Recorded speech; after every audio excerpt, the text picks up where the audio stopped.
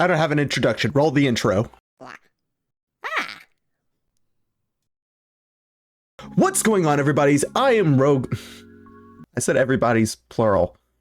It's going to be one of those days. I am Rogue Ren. Welcome back to the channel. Hope you're all doing okay. And today we're going to be doing a little OBS tutorial. Now, I don't have a script for this. I didn't have time to write a script, so I apologize. This will be a little bit all over the place.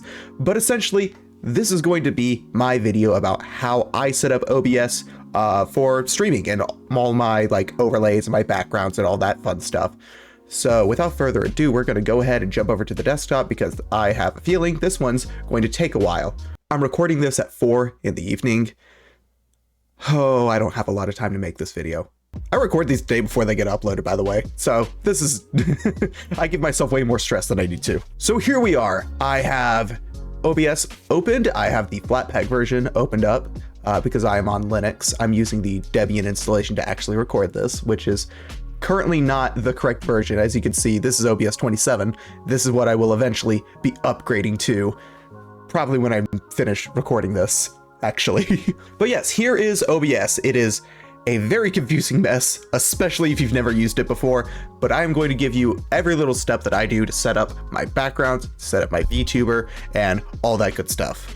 You know, the first thing you're gonna wanna do when you are recording is have an overlay and your game.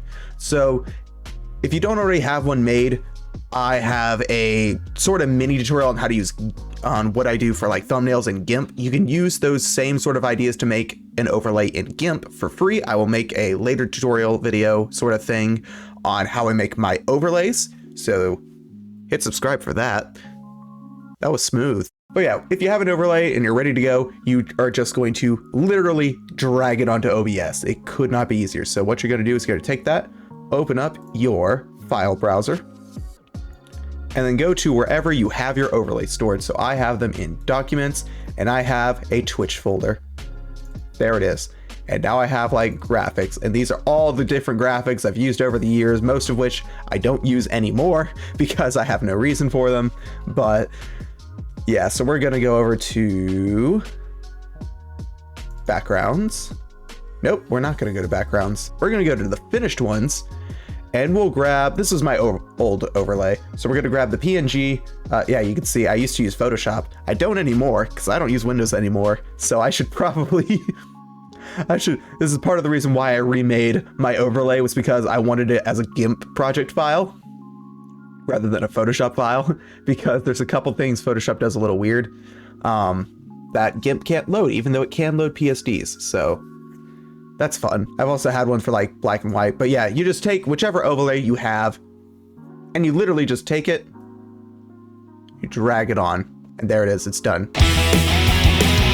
You can then just lock its position. Boom, you're finished. Yeah, no, it's not that hard. This is going to be the main recording scene for say you're a streamer. This overlay is not great. This is not very well sized. My current one is significantly better. This isn't a bad one, but I could have made the donation thing a little bit smaller so that I could have moved this up and had some more information displayed down here. So I could have made the donation move to the bottom and smaller, move this up, and then had those 3 little panels at the bottom, and that would have been a more efficient use of space. So this is our main scene. For the main game scene, where you've got your game and your face cam and all that, what I like to do is, let's rename it. And I literally I name it game because I'm basic. Once you've got it installed, now all of my overlays I make 1920 by 1080 pixels so that they're the same size as OBS default canvas, so I can just drag and drop them. If you're using a smaller canvas, you may want to, when you import them, it may be like this, where they're larger than the canvas. And if that happens, all you're gonna do is just take this corner, drag it down. Always drag from the corner, because some software acts weird when you do it. And by default, it'll have a snap to grid. And you can get it resized just right. But again, if you have everything done correctly, you can literally just drag and drop it on there and it's sized correctly, which is why I always make my overlays be 1080p. because you can't stream on Twitch at higher than 1080p, so what's the point of making it a higher resolution? So once you have your main screen, say you want to have like a starting soon screen, you're going to come down to scenes, click the plus button, scene 2, we'll rename this start, and you could just reorder them. Like I'll move this, move up, sure. And by default, it'll fade between them. And you want to have a starting soon screen. So we'll just make it, this is going to have no consistency in theme. But yeah, we've got a blue burst. And now we're going to add text. Free type, sure, why not? And it's going to be starting soon. In some cool looking font. Sure, Winks, why not? And I make it like 256, so it's huge, because you can always resize it later, but if it's too small, it'll look blurry. Oh God. So yeah, starting soon. And sure, we'll keep the color burst there. There we go, we got starting soon. You may want to add something to make it a little bit more. If you're on Linux, add the Pango text plugin to OBS. I'll show you how to do that later in probably another video, how to install plugins to OBS, but trust me, that one is significantly better than the default free type text tool in Linux OBS. I don't know why it's so bad on Linux, the default one. The default one on Windows is perfectly fine. The Pango tool is like identical to the Windows default. I don't know why that's a thing. It's annoying. I hate it.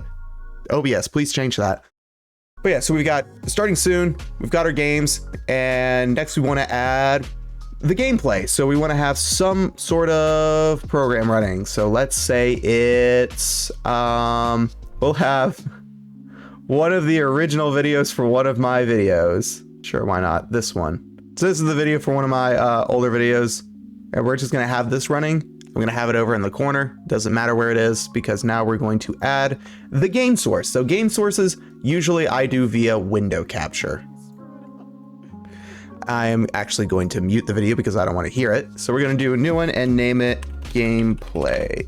Oh, I accidentally screwed up the aspect ratio on the video. Cool. We're going to name this gameplay. Then we'll make the window capture be this VLC, which it'll just be whatever your game is. You're going to want to have the gameplay be, we go to group order. You can also click and drag. My flatback is just acting a little weird and won't let me click and drag. So order, move down. You want to have it underneath. So you want to have it to where it's here, and then sized inside the cutout for your overlay. Another thing you can do if you click it, if you hold Control and Alt, I think on Windows it's just Control. But you can also hold Control Alt and you can crop to the size of your cutout. This will let you have a more precise fit if, say, something needs to be exactly within a certain amount and not go over it. Like, for example, on my main gameplay overlay, that animated background is literally just a video file that's looped in the background, and then my actual overlay is just the borders. So I want to make sure nothing goes past those borders, but still stays underneath it. So I will crop all my sources to stay within that border if it's ever a little bit outside, because I think my border is like a few pixels off, which you can't really notice normally, but it's enough to where you'd notice the gameplay being a few pixels outside the border, so I would just crop a few sources outside that. And now that we've got that, once you have your gameplay source enabled, you're gonna do the same thing for, say, your VTuber. So again, you do another window capture, do face, or whatever it is, probably your VTuber. Hit OK, make the capture be whatever you want it to be. So for me, oh, not gonna do that. We'll say it's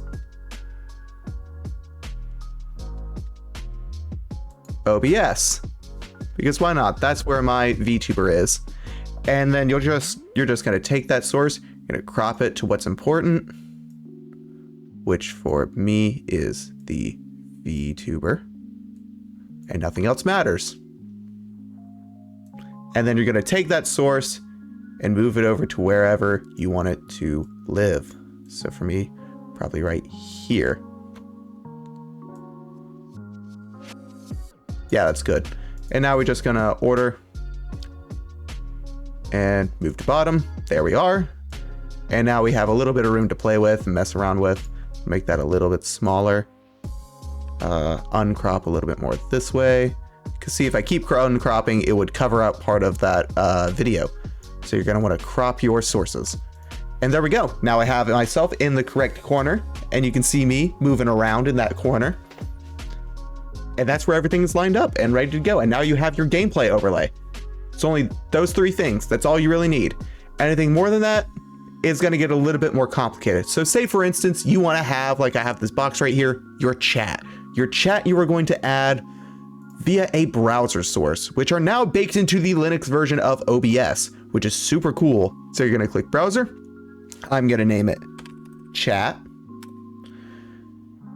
And here's where things get complicated. You're going to want to open Firefox, and you're going to want to have set up either Stream Elements or Streamlabs for overlays and such. For chat and stuff, I have Streamlabs. For my actual notification stuff, I have Stream Elements because I like Stream Elements overlays a little bit more. And I like Streamlabs because it's just easier to use. So I'm going to go to streamlabs.com. Now I also have Streamlabs Stream Labels set up, which is a program you can get that reads your Streamlabs notifications and can export them to a text file, so you can show like your latest donor, your latest subscriber, your latest follower, etc., etc. So once you go ahead and you're going to log in with your Twitch, assuming you're on Twitch. If you're streaming on Facebook, log in with Facebook. If you're streaming on YouTube, log in with YouTube. All right, we're going to go to our dashboard and we're going to go to all widgets. Chat box is what we want. Close that.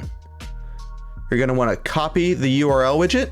Don't ever show it to people, which is why it has this by default click to show widget URL. Never want to share that. So that's why I just went ahead and clicked the copy without ever revealing it.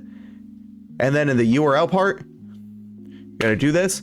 And then you are going to paste the URL, which I am going to hide. All right, once you have it pasted in there, you're going to want to change the width and height to be roughly the size of your chat box. So for mine, my height is taller than my width. So I'll make the height be, we'll say 1,000, and then the width will be 500.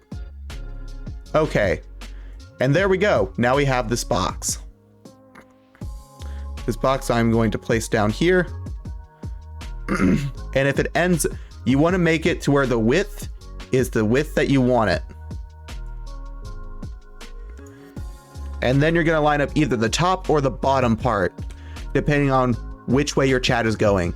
If your chat is scrolling up, you're going to want the bottom edge to be lined up correctly while it's without being cropped. If your chat is scrolling down, you're going to want the top part to be lined up without any cropping.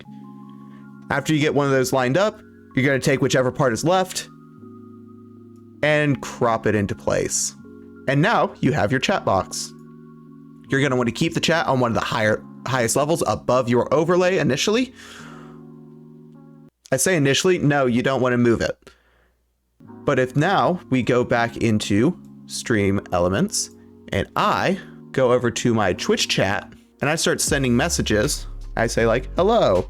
This is a test. You can see all my stuff is going through, but if I go, and now it starts getting cropped off. That actually lined up so perfectly.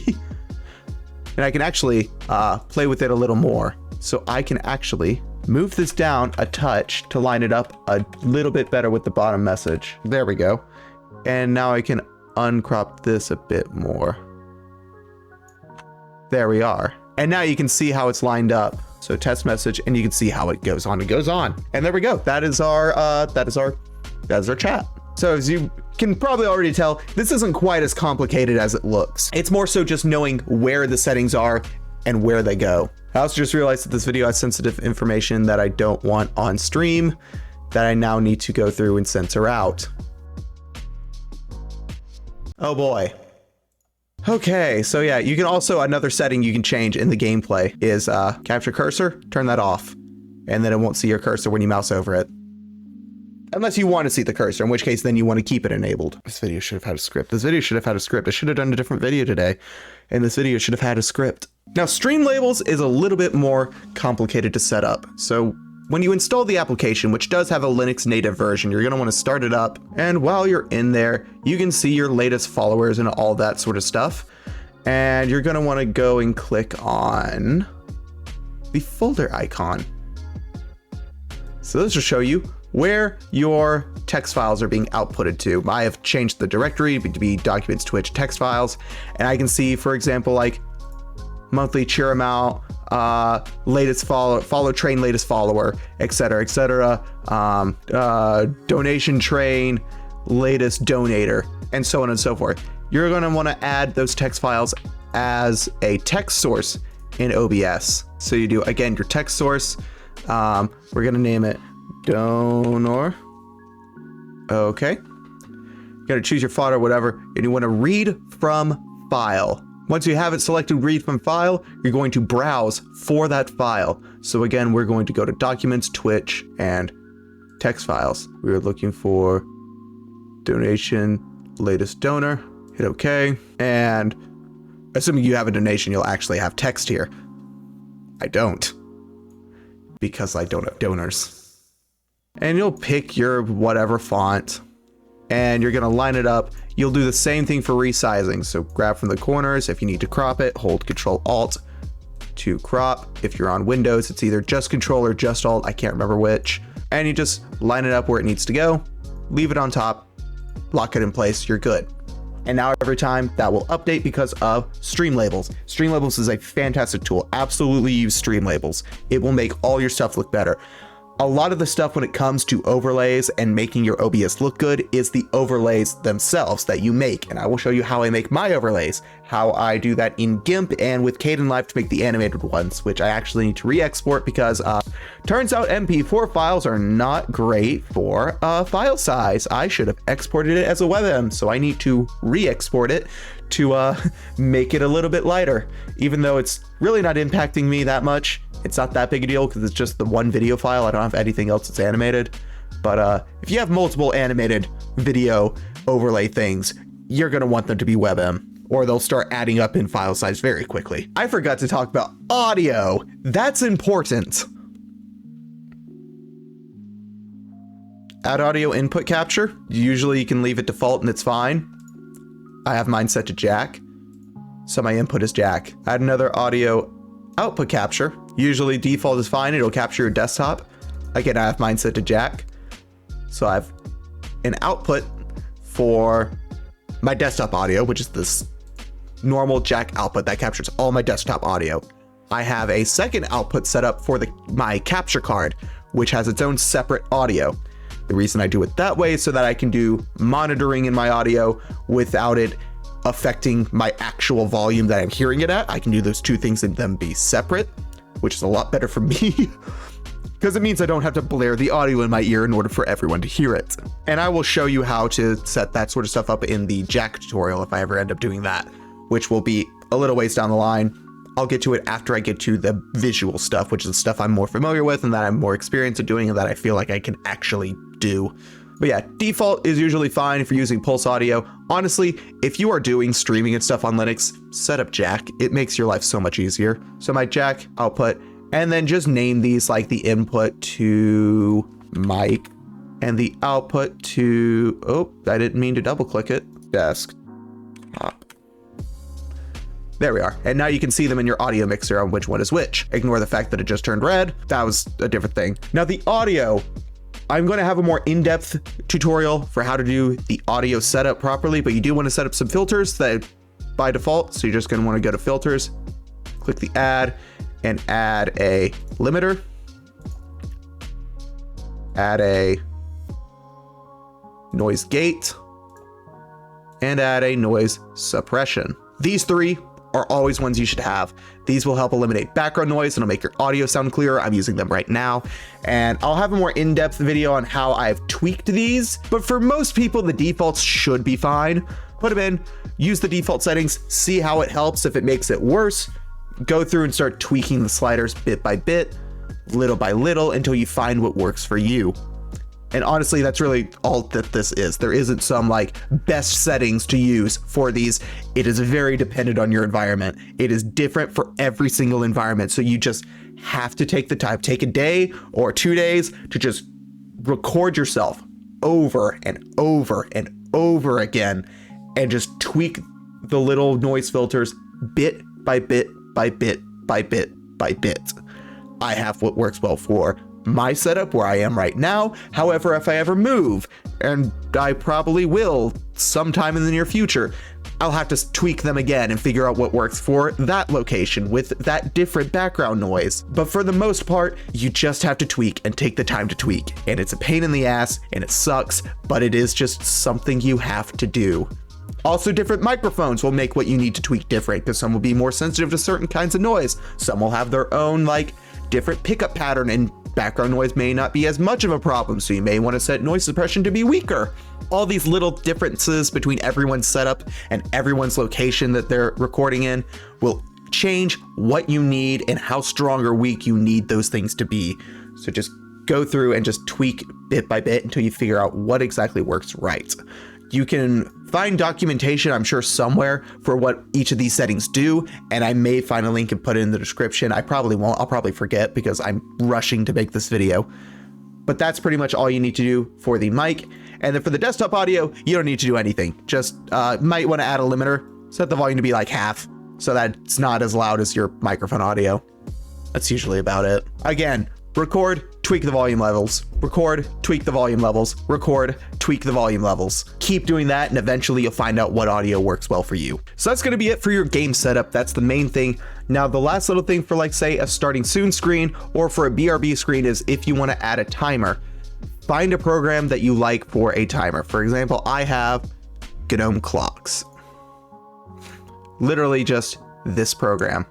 And all I do, literally all I do, is just a window capture. I name it timer. Capture GNOME Clocks. And I crop it.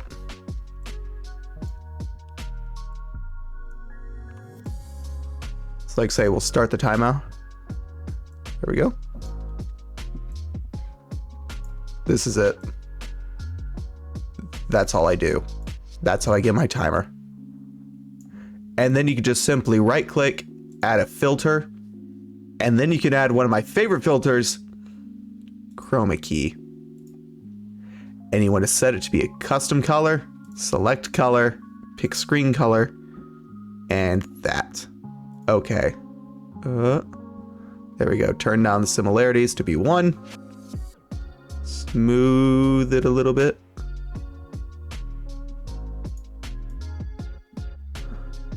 And turn up to the contrast and close. There you are. Now you have a chroma keyed out background for a timer. And that's my timer. I spent a little bit more time tweaking it to make it look good, but that is literally how I do my timer on my overlays. That's all it is. It's not that complicated. It's literally just I took a screen capture or a window capture of a timer and just chroma keyed out the background. Now, one last thing you may want to do is chroma keying. This is oh my god, this video is all over the place. I'm sorry. I'm remembering things as I'm doing it. This is what an ADHD brain is like. This is why I need scripts. These are a nightmare without scripts, and I didn't have time to write one for this video. Chroma keying, that's another thing we need to go over. As you just saw, me doing chroma keying for that, but say you want to chroma key your VTuber. You want to take yourself out of the backgrounds for, say you have a green one, so you add a little thing for your, we'll just take this and we're going to add it. Filters are your friends. Add chroma key.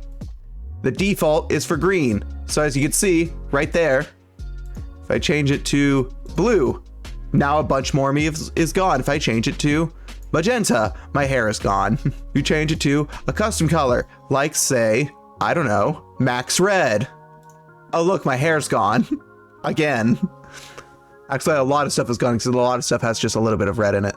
But we're gonna do like the default green. You can see it's see-through. And close, cool. Now you can't tell the difference because I'm not on the green screen right now, but if I could capture my VTuber directly, you actually can't capture a program twice, weirdly enough. I don't know why that's a thing, but you just can't. But if I could, you would see me just be on a green background and I'd chroma key out the background. That's how I add my VTuber every time. So I'm actually going to get rid of that filter because I don't need it. Yes, I wish to remove chroma key because it doesn't matter. But yeah, that's how you would remove it, is that you just have a green background, you just add a chroma key filter. The default green works fine for OBS or for VTube Studio. If you have a character that has green hair, set the color to be something that you don't have in your character model. So like you have like a very neutral body, but you have like bright green hair, set it to like magenta, or probably magenta. If you have like, say you have like bluish hair, you're probably you're probably going to want to set magenta. Chroma keying is very dependent on what color you are. Green, cyan, and magenta are the three colors that you mainly want to focus with. You will probably be able to chroma key yourself out of one of those three colors. If you're not able to chroma key yourself out of any of those without parts of it being cut off, then you may need to find make a custom background where only like certain parts of you are chroma keyed out, and you may want to double your source to do, for example, you just double your face cam source where those color keys separate, and then put them all in the same place, crop them into each other so they're all lined up correctly, which will be a pain in the ass to set up because you're gonna have to use like the keyboard to like move it pixel by pixel to line them all up correctly. And then chroma key out each individual camera scene with a different chroma key using that custom background you make where you cut it off where each color changes. That is a way you could do it. It's a pain in the ass. I don't know exactly how well that would work. I don't have a model that I could do that with. I may find some way to do that. Subscribe. I may look into that. Hit the bell and hit the like button. Smash the like button. This is what happens when I don't have a script. Hi, welcome to ADHD. Hopefully this has been entertaining in some regards. I've tried to do the outro like 3 different times now. It's a mess and a nightmare. You're probably gonna see me fixing this in editing. Except no, you won't. You won't see me fixing it in editing. I will be fixing it in editing somehow. I don't know how. But yes, chroma keying is how I will capture all my VTuber model stuff, is with chroma keying to get rid of the background because it's the easiest way to do it. If you're on Windows, there are easier methods, like you can just do a game capture and set the background to be transparent and you're good. Linux currently doesn't have that option unless you have an AMD GPU and are on Wayland. That's the only way to get it. And Wayland is not very great at the moment. It's a lot better with X-Wayland, which lets you use the Xorg desktop environment to render some stuff while in Wayland. But until Wayland gets a little further along, hold off on Wayland, at least for like streaming and stuff. If it's your own personal use and you don't use your computer for much outside of, if you're not using it for any like production work for like content creation and stuff like that, you're probably fine on Wayland. But for those of us making content, stick to Xorg for the moment. That's a video all into itself. Have I covered everything? I think I've covered everything to some extent. Also, BRB screens, you just use a different image and you just use the same sourcing ideas for the chat and like the timer and all those sort of things, and you just rearrange them into different places. It's just click and drag. It's literally just click and drag. Hopefully this helps you. I don't know if it's actually gonna help you. I'm gonna go now. I'm gonna head back to my main display that looks pretty, that has the animations. But that is a tutorial, I think. Hopefully this made more sense after I edited it and I put it onto some sort of comprehensive system that makes some amount of semblance of sense. But if it didn't, then I appreciate you sticking to the end anyway. Make sure you hit like, hit subscribe, get notified with clicking the bell, and it'll let you know when I make the actually good version of this video. You know, the one where I have a script and I know what the hell I'm talking about and I do prep work, you know, like a responsible adult. But until then, you can check me out over on twitch.tv/itsrogran. I stream 3 times a week, and I will see you all next time. Peace out.